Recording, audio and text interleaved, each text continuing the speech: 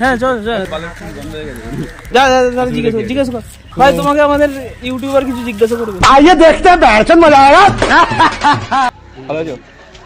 তোমাদের দুটো প্রশ্ন জিজ্ঞাসা করছি ঠিক আছে এমন কি জিনিস আছে যেটা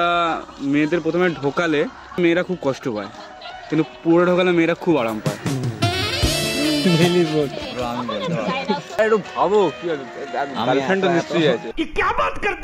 যেটা মাথায় আসছে বলো যেটা মাথায় আসছে আপনারা কেউ জানেন কি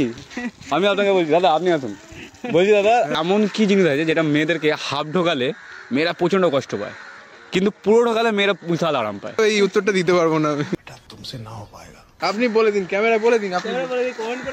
কমেন্ট করে জানাবেন অবশ্যই